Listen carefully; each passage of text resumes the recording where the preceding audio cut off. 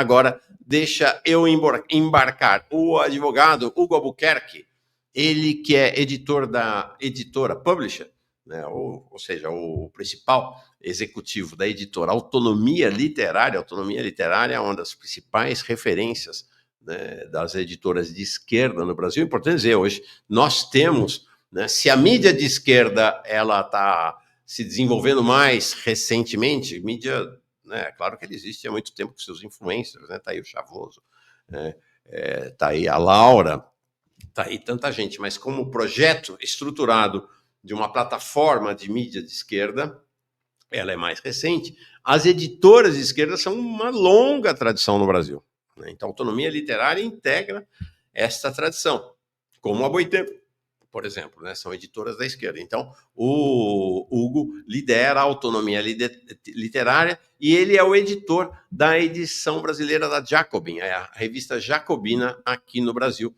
Alegria grande recebê-lo. Oi, Hugo, tudo bem?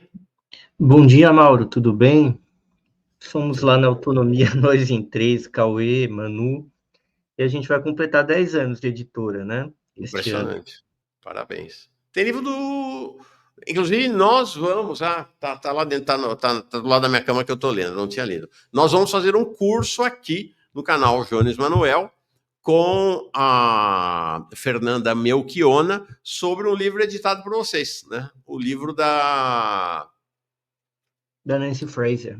Da Nancy Fraser, ia falar Betty Fraser, né? Sobre o capitalismo voraz, não, Canibal. Capitalismo Canibal. Vai ser curso aqui. Então vai ser uma promoção conjunta do canal Jones Manuel com a autonomia literária sob o comando, sob a liderança da Fernanda Melchiona. Vai ser bem legal. Espera aí que em março a gente chega com esse curso aí ao redor do 8 de março, inclusive. Hugo, vamos falar primeiro de Brasil. Eu quero ter um tempinho para falar contigo de agenda internacional. Você que é um analista internacional de mão cheia, mas você é um advogado também, um advogado do universo jurídico-político, que é o que nos interessa aqui, menos as minúcias jurídicas, vamos dizer assim, mas este olhar para o universo jurídico-político. Bom, como é que você vê a situação político-jurídica aberta a partir da denúncia da gangue Bolsonaro e mais 33, os 34, da denúncia da tentativa de golpe de Estado? Tardou, né?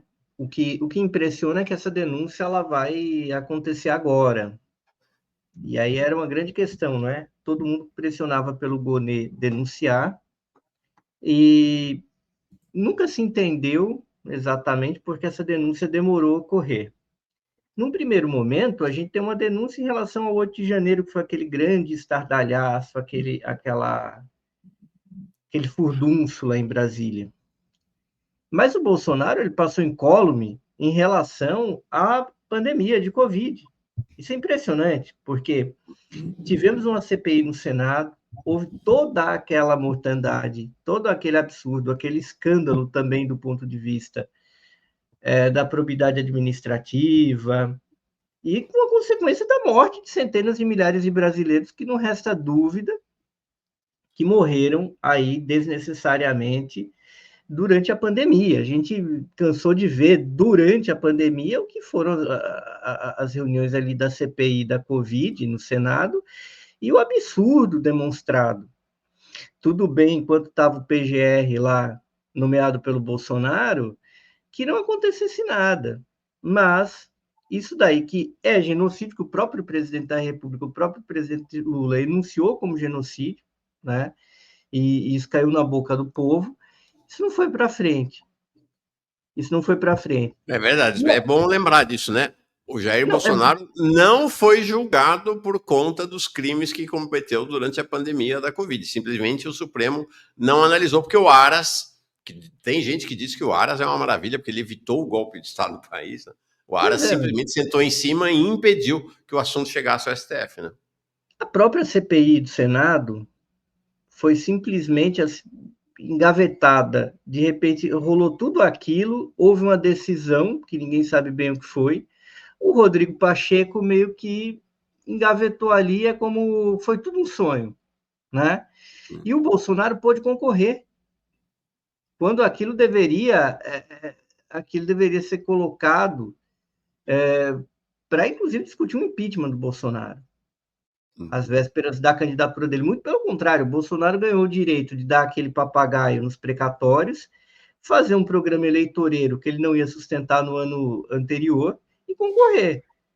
Então, é mais grave do que parece. Ninguém entende como essas decisões brotam do céu. Aí a gente chega em 2023, os caras tentam um golpe. Eles vandalizam Brasília. E aí é um pouco demais, e obviamente alguém tinha de responder por aquilo, sendo que já teve tentativa de atentado no aeroporto de Brasília. Mas isso não ocorre, ninguém apresenta denúncia, não é nem que o STF não julgou, não teve apresentação de denúncia. Houve as delações premiadas do Mauro Cid lá atrás, depois o celular do Mauro Cid é investigado, e nada de denúncia. Agora aparece. E deixa claro que há uma briga, há uma disputa político-jurídica aí com o Bolsonaro em um momento em que o governo da Frente Ampla está enfraquecido e o Bolsonaro precisa ser contraposto de alguma maneira, né? Então, essa geleia geral da nova república, de não trazer o Bolsonaro à baila, isso mudou agora, a conjuntura mudou agora.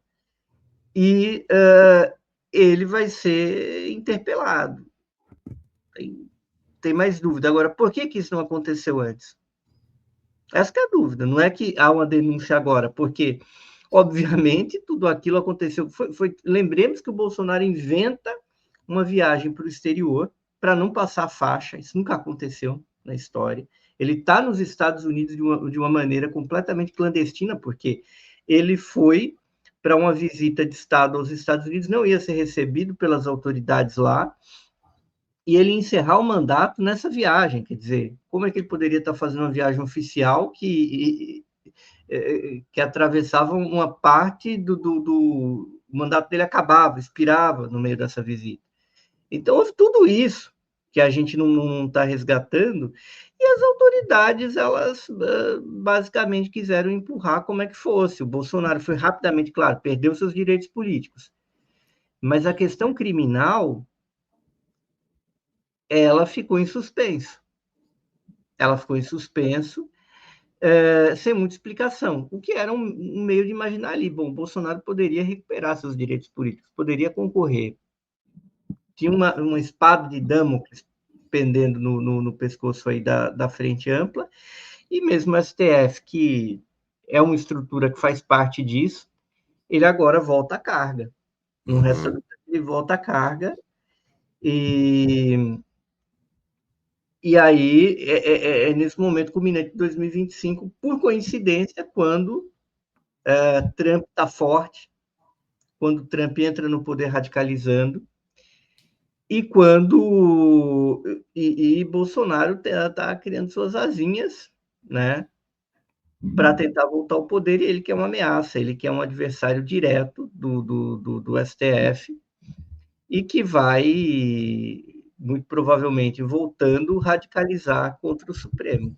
E eles sabem disso.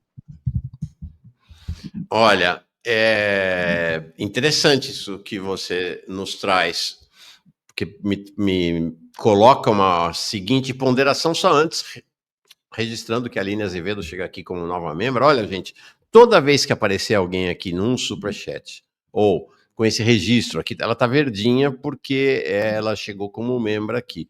Mas toda vez que alguém comenta e tem... Aqui, ó, Rogério Carnais, né? É aqui, tem esse círculozinho, você identifica a pessoa como membro ou membra aqui do canal. Muito obrigado demais para você, Aline, que chegou aqui agora, Aline Azevedo, e ao Rogério Andrade, que presenteou 5 assinaturas. Então, 5 pessoas que passam a ser membras e membros aqui do canal, fundamental para a gente construir essa plataforma da esquerda brasileira.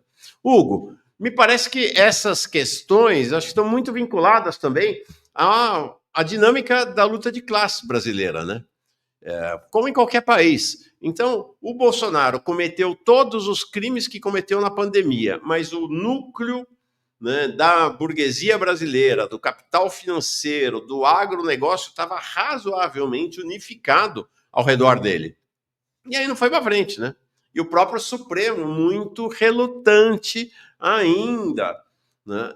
Esse núcleo começa a ter rachas em 2022, sobretudo, né?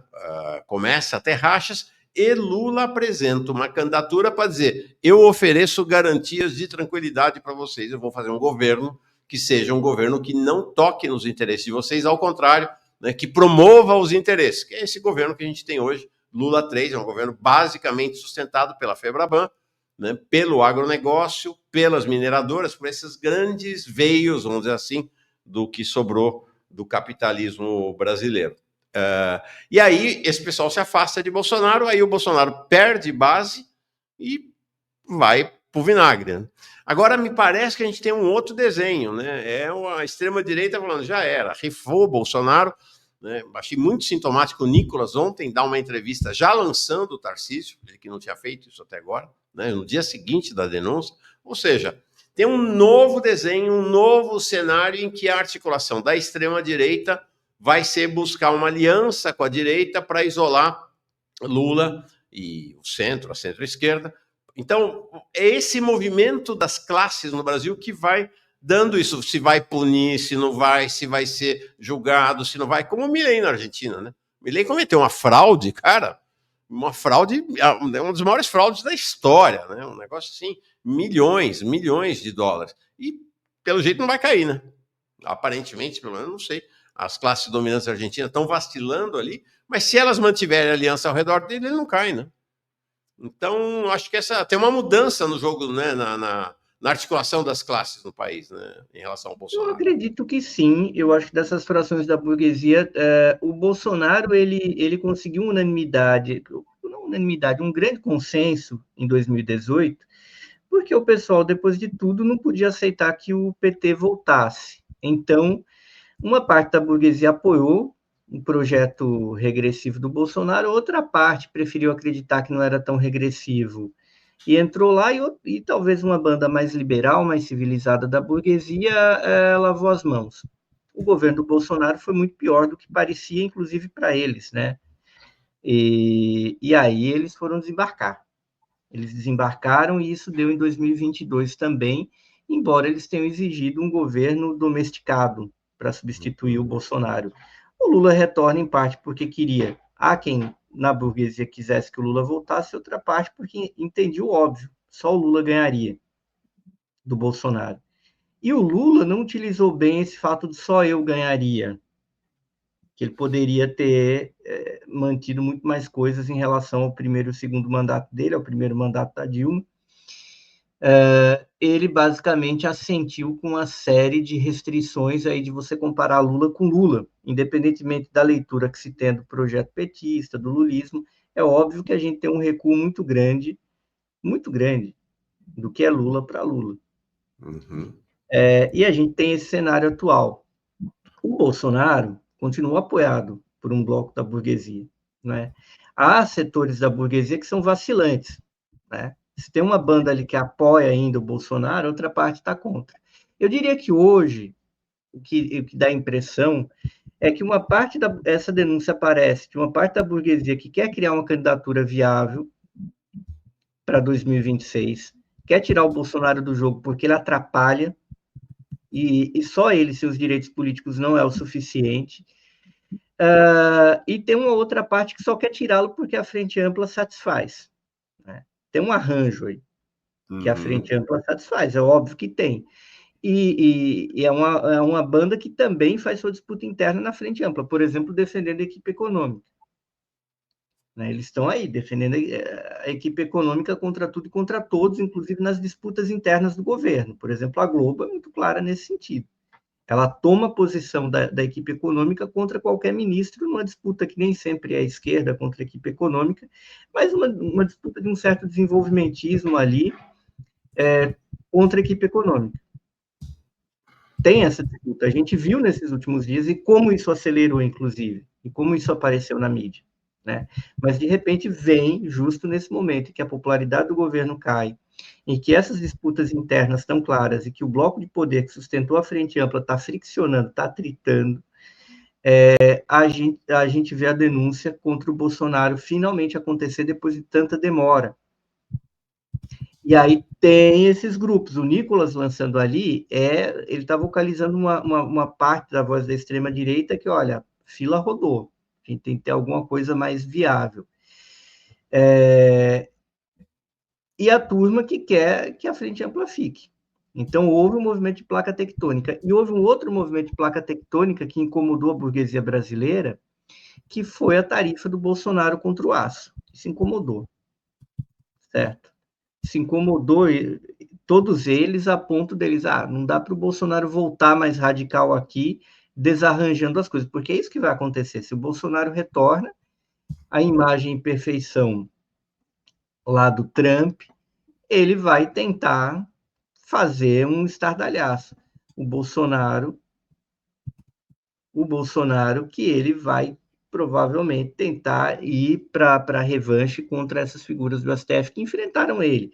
Que eles colocam como um perseguido, mas, na verdade, basicamente, os caras deixaram ele correr solto o tempo inteiro e só nos finalmente que alguém fez alguma coisa contra o Bolsonaro. Imagina, o Bolsonaro reclama de perseguição do STF, sendo que ganhou esse boi dos precatórios. Ele quase ganhou a eleição. Depois de tudo, da pandemia, do atrito com o STF, por alguma razão também, alguma razão aí de escondido nos meandros do poder, o Bolsonaro ganhou aquele boi para ter dinheiro, para dar dinheiro para o Uber, para dar dinheiro para o caminhoneiro e concorrer. E ele se ressentiu disso, porque o STF deveria, de novo, fazer o que fez em 2018, que foi deixar o Lula preso incomunicável, que foi basicamente o TSE fazer vista grossa contra tudo que ele fez e que permitiu que ele fosse candidato, que ele ganhasse, porque ele ganhou não somente depois de uma prisão ilegal do Lula, como também de toda a brincadeira onde o TSE deixou ele fazer o que ele bem entendia nas redes sociais, e hoje se vê, provavelmente, com a colaboração das Big Techs, que estão lá engajadas. Né? E aí tem um outro jogo que entra aqui no Brasil, que desafia o capital internacional, que são essas Big Techs, muito dentro do governo Trump, e vindo com tudo. Né? E ameaçando também, fazendo um jogo pesado contra o STF, fazendo um jogo pesado contra o capital brasileiro.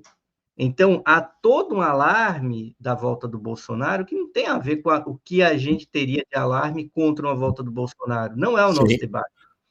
É uma disputa entre os blocos de poder, é uma disputa dessas frações da burguesia e uma disputa que também diz respeito ao STF e de ataque ao STF. E que o STF em si, aqueles ministros ali, precisam se defender. Eu comentei mais cedo, né, Hugo? Me parece que a situação do STF é essa agora. Ou eu mato o Bolsonaro, ou o Bolsonaro vai nos matar logo adiante, né? Acho que essa é um jogo de vida ou morte. Né? Mas ao mesmo tempo, me parece que tem um grande acordão das elites ou das classes dominantes brasileiras, STF, mais militares, mais a alta burguesia, de restringir a condenação, né, restringir os alvos a um núcleo e só um núcleo menor, né, da articulação golpista. Você vê lá, o próprio, na delação do Mauro Cid, ele fala do grupo radical que defendia que os CACs, né, essas estandes de tiro aí, que os CACs fossem usados como milícia para o golpe. E ele dá a lista, né, de quem defendia isso, né? O Onyx Lorenzoni, o Jorge Seife, senador, o Gilson Machado, sanfoneiro, o Magno Malta, Eduardo Bolsonaro, o general Mário Fernandes e a Michele Bolsonaro. Desses, só o Mário Fernandes, né? Só o general Mário Fernandes foi denunciado. O resto passou incólume, né? E eu acredito que tem um movimento dos militares de se livrar desse problema. E o Tarcísio de Freitas é o plano B da coisa. Então, como a própria carta lá da defesa, própria nota da defesa lá do Múcio, falando em relação ao que aconteceu alude, a gente tem um cenário, Mauro, no qual o alto comando quer dizer, bom, não é o exército, é um grupo, né? Então, eles também estão falando, olha, não é um grupo, não me imponha nessa, porque eles querem sobreviver, eles querem cortar a lagartixa soltando o rabo, né? Então, claro que o Bolsonaro só foi possível, como 64 só foi possível, quando houve uma reunião entre, digamos, a banda conservadora, a pior, e os liberais no Exército. 64 aconteceu dessa maneira e 2018 também. É claro que a banda liberal dos militares sempre acaba levando a pior. São eles que conseguem guiar entre a burguesia qualquer movimento desse de governos militares. O governo do Bolsonaro foi o governo mais militarizado da história do Brasil. Só que aí depois os conservadores vão lá e tungam os liberais. Aí a ala liberal das Forças Armadas faz esse movimento. A velha história sendo repetida. Aconteceu agora de novo, e agora de novo, aparentemente, essa turma parte para o seu plano B, que é o Tarcísio. Não sem muitas dúvidas da viabilidade disso, e de uma indecisão do próprio Tarcísio, que fará, no entanto, que mandarem que ele faça. Ele vai fazer o que mandarem que ele faça, de acordo com a viabilidade eleitoral. E o Nicolas já tomou a frente de falar, vai lá e já se posiciona. O Tarcísio, por outro lado, não pode parecer traidor do Bolsonaro. Nem o Bolsonaro tem meios nem autorização de brigar com o Tarcísio no atual momento. Mas aí o Tarcísio tem que dizer, não, é um absurdo, tem que colocar o bonezinho do Trump, se colocar como um moderado, mas dizer, olha, gente, olha o apito de cachorro aqui. E eles estão numa indecisão muito grande lá para 2026, embora estejam sentindo o cheiro de sangue. Sim. Agora, para o Tarcísio tá mole, né? Porque ele pode ficar até o final do ano dizendo, não, meu candidato é o Bolsonaro, meu candidato é o Bolsonaro. Ele mostra fidelidade ao Bolsonaro, mantém o vínculo dele com a base bolsonarista e sabe que o Bolsonaro não vai ser, então vai cair no colo dele, né? De um jeito ou de outro. Em tese vai, o medo do Tarcísio é ele largar o certo pelo duvidoso, né? E aí, para uma disputa, aí não dá para saber, só quem conhece bem ele nos meandros, qual é a coragem do Tarcísio. Se ele for um sujeito corajoso, ele vai fazer isso, ele sai candidato. Se ele não for, ele vai dar para trás. E realmente. Agora, eu acho que a avaliação que vai ser feita, ela varia de acordo com o que é a popularidade do Lula. Sim. Né? E o que é a viabilidade de alguém ganhar. É claro que se o STF não dá, se o Gonê aí não faz esse movimento, não é que o Gonê fez um movimento oportunista porque o governo está mal, é o porquê do doutor Gonê não ter oferecido essa denúncia até agora. Esse é o porquê, né? Qual é a razão disso não ter acontecido? Essa é a dúvida que a gente tem, essa demora. E essa demora ter terminado agora porque ela esticou a corda. E esse arranjo liberal da burguesia precisa se defender. Então, esse é o impasse do Brasil hoje. Ele não é um impasse pequeno, né? Ele não tem nada definido aí e vai depender muito do que é a crise de popularidade do governo, que até há pouco tempo atrás estava sendo negado. Eles negavam a crise de popularidade, quem estava falando qualquer coisa aí do governo era traidor, porque queria o mal do governo, e hoje em dia a gente vê, né, hoje em dia já se admite que não tem nada de forjado, não tem nenhuma agitação, uma crise de popularidade real.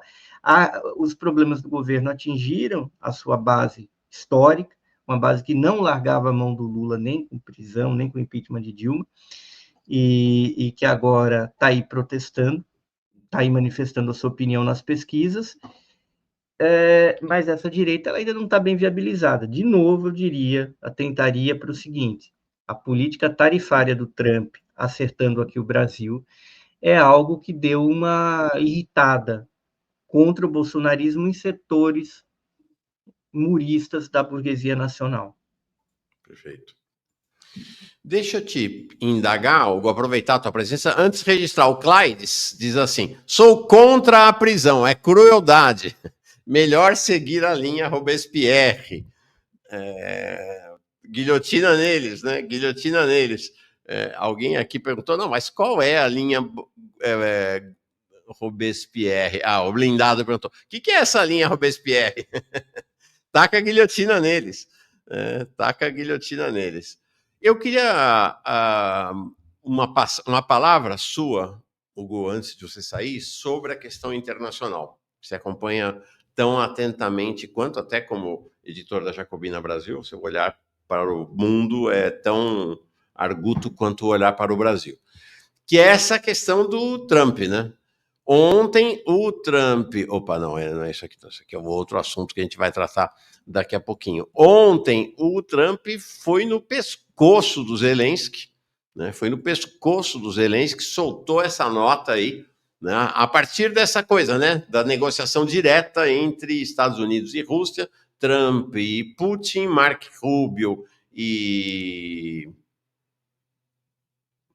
o Lavrov, né? Sem a presença da Ucrânia, o Zelensky reclamou, o Macron reclamou, o Lula reclamou, e o Trump soltou uma chinelada em cima do Zelensky, soltou uma nota. Olha, eu acho que a esquerda mundial não soltou, ninguém na esquerda mundial soltou algo tão agressivo contra o Zelensky como o que o Trump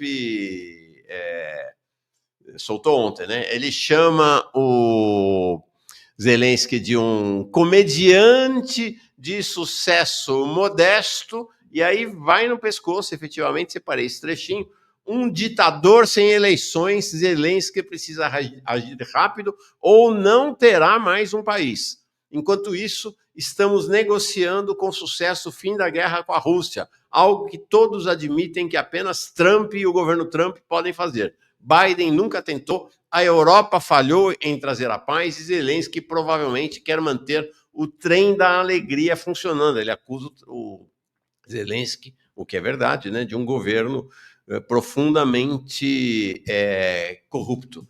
Então, é um cenário, eu vou te botar mais 2 elementos, aí você, por favor, faz a análise do cenário como um todo, né? Neste cenário, o grande, ou aquele que quer se apresentar como grande líder da Europa nesse momento, né, o Macron, está lá desesperado, fez uma reunião segunda-feira com outros líderes europeus lá em Paris, ninguém falou nada depois da reunião, uma reunião misteriosa, tentando recolocar a Europa no jogo, né? O Trump e o Putin botaram a Europa para fora do jogo.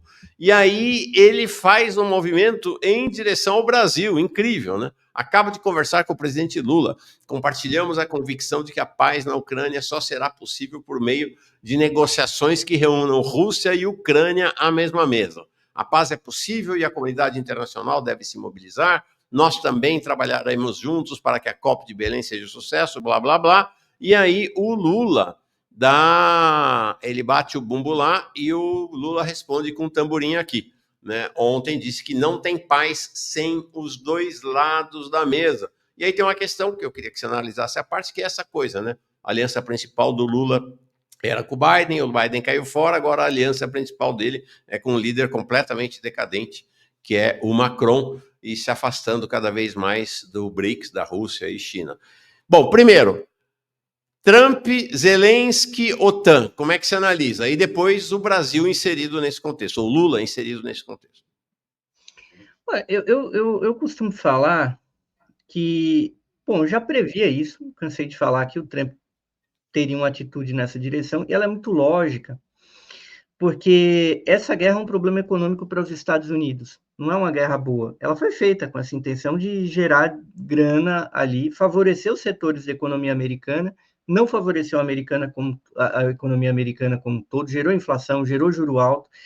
O Biden não tinha como parar essa guerra, ele basicamente tinha de vencer ou vencer. Se ele faz qualquer giro depois de ter colocado os Estados Unidos na guerra, o Biden teria terminado pior do que ele entrou. Ele não deveria ter entrado nessa história. Ele calculou muito mal. Ele e o Partido Democrata calcularam muito mal. Ele amarrou o burro da presidência dele numa barca à deriva. Ele levou o burro para o mar e virou um grande desastre. E aí, a gente tem um cenário em que o Trump é eleito. O Trump é eleito em cima das crises que foram consequências colaterais dessa guerra. E o Trump sabia que tinha de parar com essa guerra, senão ele ia ter o mesmo fim do Biden, tendo ele começado a guerra ou não. É por essa razão que o Trump está entrando. Não é porque sai dinheiro americano.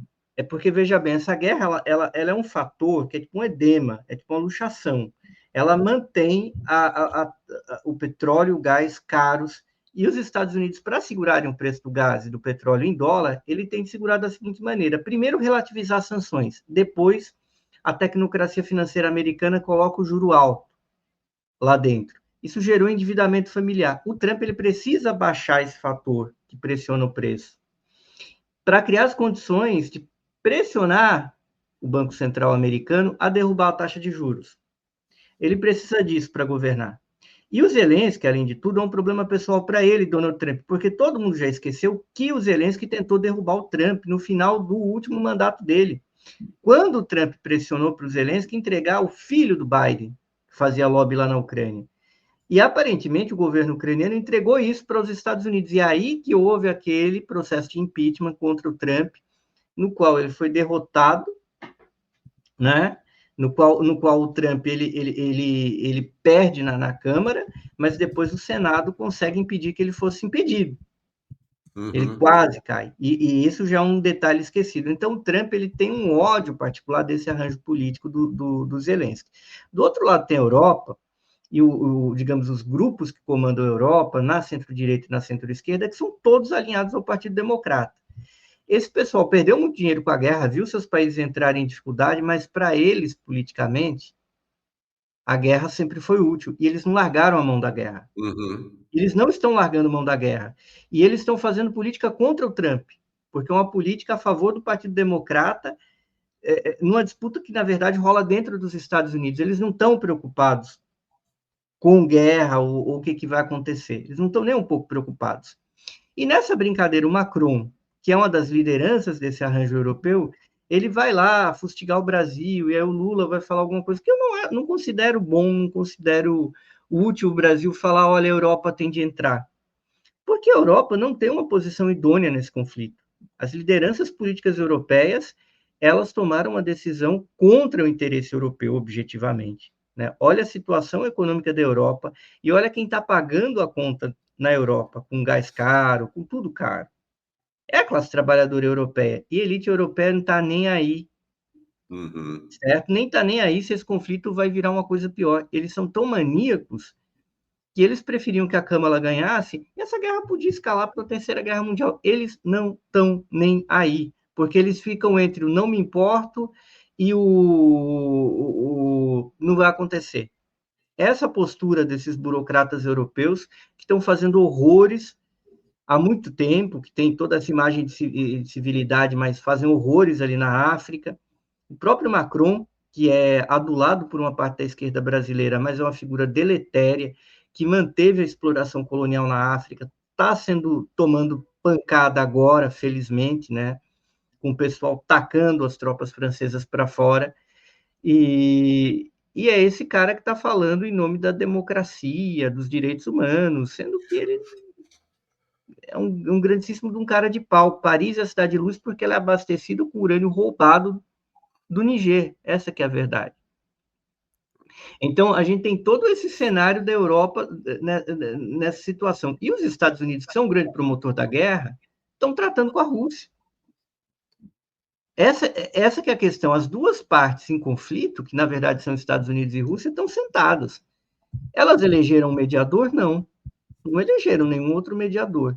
Então, a Europa está no meio protestando, esperneando, não é porque é a Europa, é porque essa elite política liberal da Europa é parte do problema e ela gostaria de estar na mesa de negociações. Mas o simples fato dela dizer isso só prova que ela não deveria estar ali.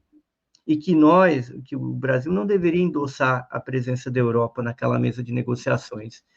A questão da Ucrânia é o seguinte: ela não conseguiu expulsar a Rússia no campo de batalha, e ela não é um governo idôneo, ela é um governo fantoche, como no passado foi o governo do sul do Vietnã, como no passado foram tantos governos aqui nas ditaduras militares da América Latina, são governos fantoches, governos colaboracionistas com os Estados Unidos. O Zelensky não tem opinião nenhuma. Ele fez uma guerra usando o próprio povo com centenas de bilhões de dólares dos Estados Unidos. É claro, dinheiro que em grande parte ficou na indústria bélica americana. Então, isso que o Trump fala também é mentira. Ele está falando que ele gastou o dinheiro. Não, foi gasto um dinheiro ali. É o jeito que o Trump tem para explicar para o público americano porque ele está terminando a guerra. Sim. A seu favor, o Trump tem escândalos de corrupção presumíveis que aconteceram na Ucrânia com a parte do dinheiro que teve de entrar lá diretamente. Mas uma boa parte entrou no complexo bélico-industrial americano. O que o Trump não está explicando, porque é muito complexo, é como esse dinheiro que realmente saiu do Tesouro americano e ficou nos Estados Unidos não gerou um ganho para o país. Porque é esse efeito no mercado das commodities, esse efeito bumerangue. Mas ele está construindo da maneira dele um jeito de colocar a opinião pública americana, ou justificar para a opinião pública americana o fato de abandonar o Zelensky, que é necessário, ele tem, qualquer presidente americano teria de fazer isso. Né? Não é porque o Trump é de extrema-direita que ele está errado, é que ele vai construir da maneira dele uma forma de sair desse conflito que é terrível. Virou, assim como o Vietnã no passado, só que a diferença é que agora não tem soldado estadunidense morrendo lá, voltando em caixão. A Ucrânia também se tornou um lamaçal, né, para os Estados Unidos. Né? Sim, se tornou um lamaçal. Ela se tornou um lamaçal. Ela é um tipo de Vietnã por procuração, que é uma coisa que o Biden ele não poderia, ele achava que não ia acontecer, mas acabou acontecendo e foi a grande derrota do Partido Democrata. Não está fácil para o Partido Democrata voltar ao poder depois dessa tremenda besteira que eles fizeram, mas eles fizeram, né? Agora, uma última questão que é o Lula, cara.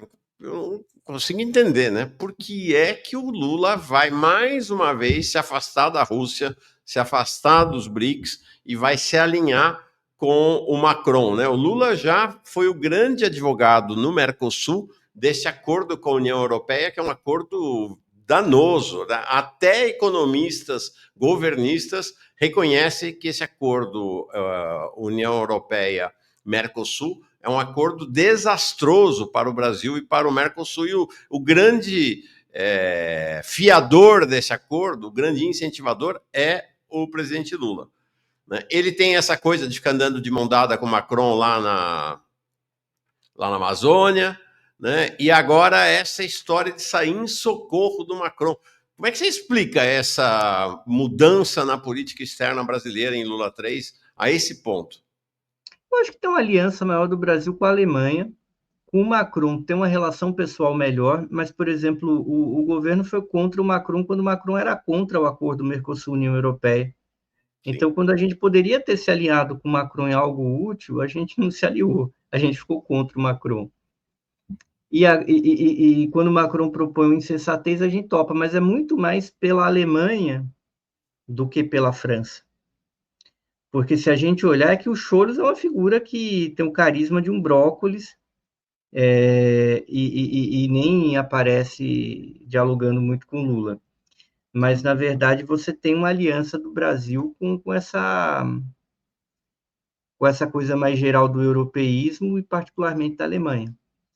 O que é errado, na minha opinião, né?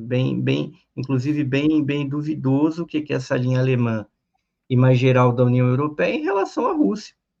Sim. Claro que o Brasil ela tem um equilíbrio, também não isolou completamente a Rússia, não aplicou sanções, ampliou o comércio, mas é ruim assumir esse discurso ambíguo, ainda mais levando em consideração onde é que essa história foi parar e como essa história poderia ter metido a gente na Terceira Guerra Mundial.